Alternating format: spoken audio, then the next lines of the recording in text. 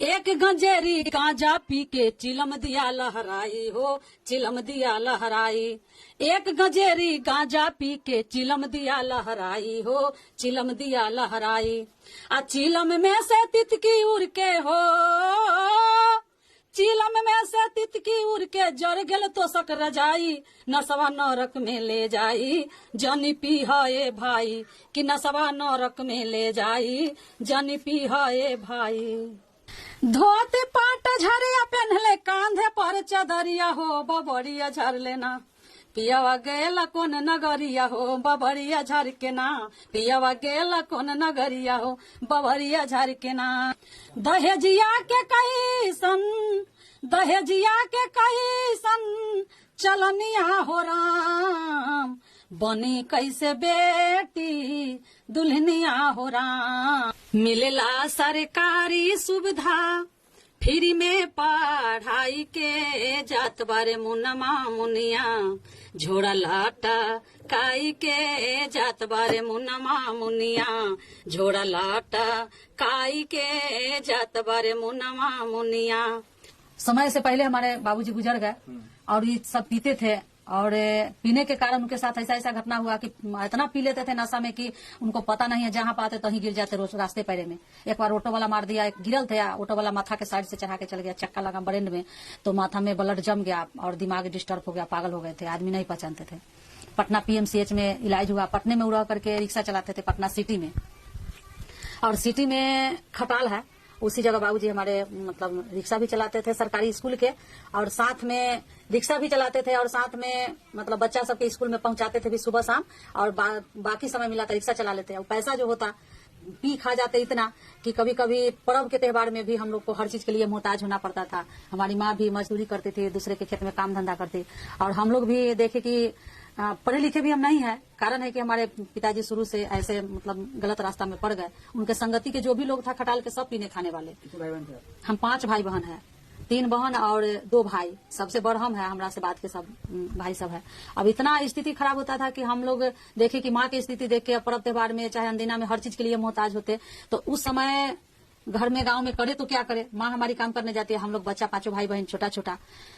तो हमरा यहाँ मतलब अभी भी काड़ा है, मूज होता है, मूज के रस्सी बांटते थे दूसरे कन से ले करके, मतलब पसेरी पड़े, आधा उसको देते थे, आधा हम लोग को होता था रस्सी बांट के देने में। तो मूज के रस्सी बांटते थे, खजूर के चटैया बीनते, खड़ के चटैया बीनते, फिर खड़ के रस्सी बांटते थे। ये सब बेच करके अपना हमारी माँ हमारे घर के उपार्जन, घर का बाल बच्चा परिवार को खिलाना भरण पोषण करती थी। जब बाबूजी ऐसा किए पागल हो गए, उस समय भी स्थिति खराब हुआ। उससे पहले भी मतलब बकरी माँ रखी हुई थी, मतलब पोस रही थी, बटैया दे दी पटना में, वहां से चली आई माँ। जब पटना में थी तब तक हमारी माँ वो चाना जो होता है झंगड़ी वाला, वो पसेरी पर ला करके चाना छुड़ाती थी, बकरी भी पोसती थी। बकरी आने के समय जब बाबूजी वहाँ ठीक ठाक से नहीं मिल रहा था कुछ, तब माँ सोची कि यहाँ क्या करे, तो माँ वहां से चली आई बकरी दूसरे को बटैया दे करके। तो बाबूजी क्या किए कि वो बटैये वाले कन से बकरी लेकर के बेच दिए, और उससे भी अपना पी खा के या जुआ खेल के हटा दिए। नशा के कारण, नशा के कारण था, इसीलिए जी जी हाँ, ये हमको बहुत मतलब मन में गिर गया। शराब पी के गिर गए, जो एक्सीडेंट हुआ, गांजा पी लिए थे तो वो अपने शरीर पर के बस्तर भी जला लेते थे। जो चद्दर है, ठंडा के समय है, कपड़ा है, जल जाता था, पता भी नहीं चलता गांजा पीने में। सुतल है, अब 5 6 लड़का मिलके गांजा भी पी लेता है, करता है क्या कीजिए, देखा कि भाई अब चल दिए वो जगह से, बड़ बिछावन है, पता नहीं चला, लुत्ती गिरा, धीरे धीरे सुनते सुनते जल गया। बाद में चला कि भाई इसमें आया कौन जब बिछावन जल गया। तो जब अपने में सब कहता है तू पी ले हा, तो तू पी ले हा, तो हम सब पी लिए चुरा के, वही में गिर के ऐसे लोग। ये सब होते पी हाय भाई जानी, पी हाय भाई कि नसवा नरक में ले जाई, जानी पी हाय भाई कि नसवा नरक में ले जाई, जानी पी हाय भाई। तनी सुनाए भाई, तनी सुनाए भाई कि नसवा नरक में ले जाई, जानी पी हाय भाई कि नसवा नरक में ले जाई, जानी पी हाय भाई। एक शराबी शराब पी के नली में गया भहराई जी, नली में गया भहराई। एक शराबी शराब पी के नली में गया भहराई जी, नली में गया भहराई। आचके में मेहारी के हो, आचके में मेहारी के कहलस जाके माई, नसवा नरक में ले जाई जनी पीह ए भाई कि नसवा नरक में ले जाई जनी पीह ए भाई। एक गंजेरी गांजा पी के चिलम दिया लहराई हो चिलम दिया लहराई। एक गंजेरी गांजा पी के चिलम दिया लहराई जी चिलम दिया लहराई। आ चिलम में से तितकी उड़ के जड़ गेल तो सक रजाई नसवा नरक में ले जाई जानी पीहा ए भाई कि नसवा नरक में ले जाई जानी पीहा ए भाई। त एक व्यक्ति खैनी खा के सगरो दिया थुकियाई जी सगरो दिया थुकियाई। एक व्यक्ति खैनी खा के सगरो दिया थुकियाई जी सगरो दिया थुकियाई। आ एक दिन खैनी पास न रहले भिखियो मंगाई नसवा नरक में ले जाई जनी पीह ए भाई कि नसवा नरक में ले जाई तनी सुना ए भाई कि नसवा नरक में ले जाई तनी सुना ए भाई। मन में हमको बस गया कि हमारे ऊपर भी ऐसा घटना है कि हमारे पिताजी भी यही आदत से लाचार थे और हमारा जिंदगी उस तरह से गुजरते आ रहा है कि मायके में भी और यहाँ भी आए तो मतलब हमारी स्थिति खूब अच्छा खूब बढ़िया नहीं था।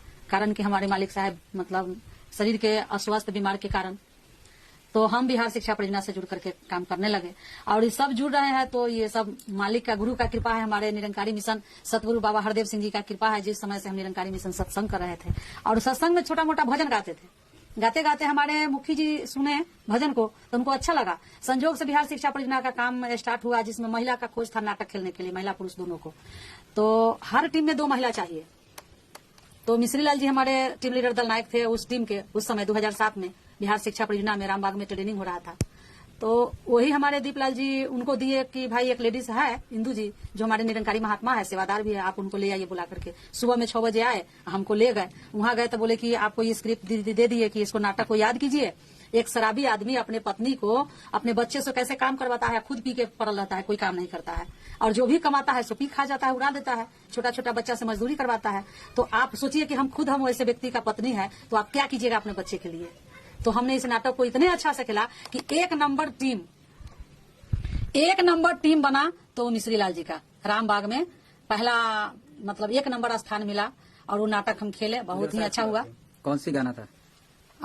उसमें गाना था कि पति को मनाने के लिए जो गाना था कि हाथ जोड़ी कर तानी तो हसे रजिया ये बालम हाथ जोड़ी कर तानी तो हसे रजिया ये बालम भेजी बाचवन के ई सकुलिया ये बालम भेजी बाचवन के ई सकुलिया ये बालम आपने मुरुखवा रहला सहला विपतिया ये बालम आपने मुरुखवा रहला आ सहला विपतिया ये बालम ढोवला तू दुखवा के मोटरिया ये बालम ढोवला तू दुखवा के मोटरिया ये बालम आबहू से चेतया बही बचल बा समय ये बालम आबहू से चेतया बहू बचल बा समय ये बालम बेटा बेटी असला कमैया ये बालम बेटा बेटी असला कमैया ये बालम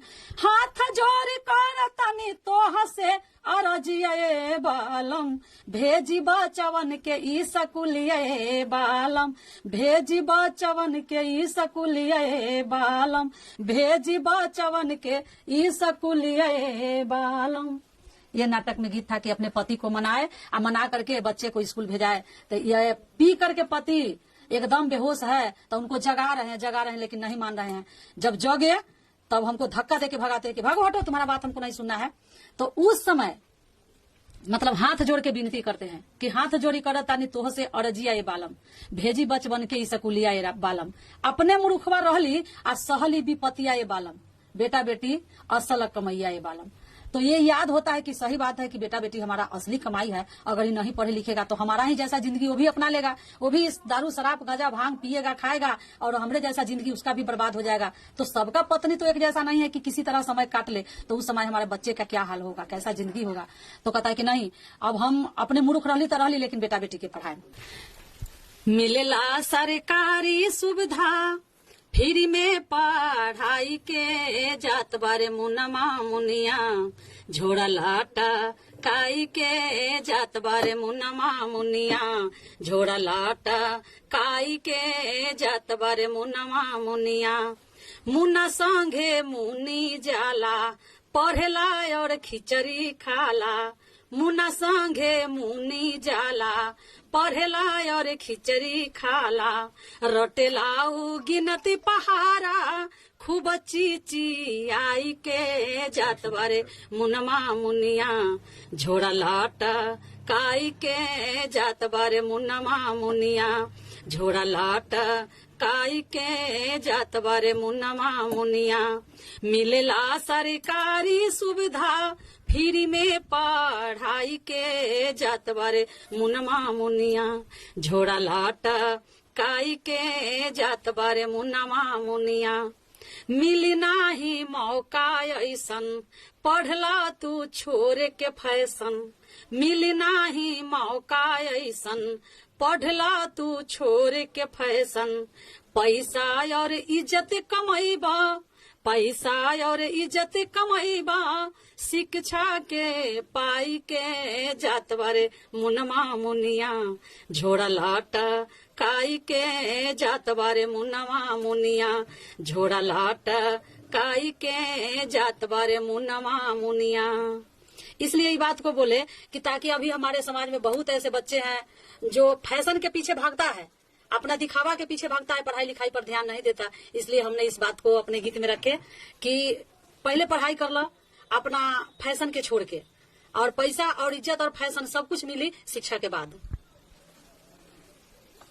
दूसरा कल वाला जो गाना था जी, अब थोड़ा इधर देखिएगा, यहाँ पे ये इस डेप्थ को, ठीक ठीक, ये लाइट से कोई मतलब नहीं, इसको देखना है। ठीक ठीक, और कमाई को ऊपर कीजिए, ज्यादा हो बस इतना पर, हाँ ठीक है ठीक है। जी, चलिए एक मिनट अब बंद कर लीजिएगा, अब बंद कर दीजिएगा। तनी सुनाए भाई, तनी सुनाए भाई कि नसवा नरक में ले जाई, तनी सुनाए भाई कि नसवा नरक में ले जाई, तनी सुनाए भाई, तनी सुना ए भाई जानी पीहा ए भाई, तनी सुना ए भाई जानी पीहा ए भाई नसवा नरक में ले जाई, जनी पीहा ए भाई कि नसवा नरक में ले जाई, जनी पीहा ए भाई। एक शराबी शराब पी के नली में गया भहराई जी, नली में गया भहराई, आचके में मेहारी के जाके कहलस माई नसवा नरक में ले जाई, जनी पीहा ए भाई कि नसवा नरक में ले जाई, जनी पीहा ए भाई। एक गजेरी गांजा पी के चिलम दिया लहराई हो, चिलम दिया लहराई, एक गजेरी गांजा पी के चिलम दिया लहराई हो, चिलम दिया लहराई, आ चिलम में से तितकी उड़ के जड़ गेल तो सक रजाई, नसवा नरक में ले जाई, जनी पीहा ए भाई कि नसवा नरक में ले जाई, जनी पीहा ए भाई। एक व्यक्ति खैनी खा के सगरो दिया थुकियाई हो, सगरो दिया थुकियाई, एक व्यक्ति खैनी खा के सगरो दिया थुकियाई, आ एक दिन खैनी पास न रहले हो, एक दिन खैनी पास न रहले भिखियो मंगाई, नसवा नरक में ले जाई, जनी खैह ए भाई कि नसवा नरक में ले जाई, जनी पीह ए भाई। धोती पाट झरिया पहनले कांधे पर चदरिया हो, बबरिया झर लेना पियावा गेला कौन नगरिया हो, बबरिया झर के ना, पियावा गेला कौन नगरिया हो, बबरिया झर के ना, बबरिया झर लेना हो, बबरिया झर लेना हो, बबरिया झर लेना, पियावा गेला कौन नगरिया हो, बबरिया झर लेना, पियावा गेला कौन नगरिया हो, बबरिया झर लेना। धोती पाटा झरिया पहनले कांधे पर चदरिया हो, बबरिया झर के ना, पियावा गेला कौन नगरिया हो, बबरिया झर लेना, पियावा गेला कौन नगरिया हो, बबरिया झर लेना। काहेला भिखारी ठाकुर देखी भर नजरिया हो बबरिया झाड़ लेना। काहेला भिखारी ठाकुर देखी भर नजरिया हो बबरिया झाड़ लेना। पियावा गेल कौन नगरिया हो बबरिया झाड़ लेना। पियावा गेल कौन नगरिया हो बबरिया झाड़ लेना। बबरिया झाड़ लेना हो बबरिया झाड़ लेना हो बबरिया झाड़ लेना। पियावा गेल कौन नगरिया हो बबरिया झाड़ लेना। पियावा गेल कौन नगरिया हो बबरिया झाड़ लेना। बनी कैसे बेटी दुल्हनिया हो राम। बनी कैसे बेटी दुल्हनिया हो राम। दहेजिया के कैसन दहेजिया के कैसन चलनिया हो राम। बनी कैसे बेटी दुल्हनिया हो राम। बनी कैसे बेटी दुल्हनिया हो राम। बेटी बियाहे खातिर भैली भिखारन। बेटी बियाहे खातिर भैली भिखारन। सोना चांदी बेच दिहली बेटी के कारण। सोना चांदी बेच दिहली बेटी के कारण। बेच दिहली नाथुनी बेच दिहली नाथुनी झुलनिया हो राम। बनी कैसे बेटी दुल्हनिया हो राम। बनी कैसे बेटी दुल्हनिया हो राम। दहेजिया के कैसन चलनिया हो राम। बनी कैसे बेटी दुल्हनिया हो राम। बनी कैसे बेटी दुल्हनिया हो राम। शादी से पहले मांगे टीवी स्कूटर। शादी से पहले मांगे टीवी स्कूटर। 5 लाख रुपया मांगे 2 दिन के भीतर। 5 लाख रुपया मांगे 2 दिन के भीतर। बिक गईली दोनों परनिया हो राम। बनी कैसे बेटी दुल्हनिया हो राम। बनी कैसे बेटी दुल्हनिया हो राम। नैहर से बेटी के डोली चलेला। नैहर से बेटी के डोली चलेला। जला दिहले ससुरा में आरती उठेला। जला दिहले ससुरा में आरती उठेला। जहर खा के मार गईली जहर खा के मार गईली कन्या हो राम। बनी कैसे बेटी दुल्हनिया हो राम। बनी कैसे बेटी दुल्हनिया हो राम। दहेजिया के कैसन दहेजिया के कैसन चलनिया हो राम। बनी कैसे बेटी दुल्हनिया हो राम। बनी कैसे बेटी दुल्हनिया हो राम। हम सब मिल के आवाज उठाइब। हम सब मिल के आवाज उठाइब। भाई बहने मिली समाज बढ़ाइब। भाई बहने मिली समाज बढ़ाइब। तब आई समाज में खुश हलिया हो राम। बनी कैसे बेटी दुल्हनिया हो राम। बनी कैसे बेटी दुल्हनिया हो राम। दहेजिया के कैसन चलनिया हो राम। बनी कैसे बेटी दुल्हनिया हो राम। बनी कैसे बेटी दुल्हनिया हो राम।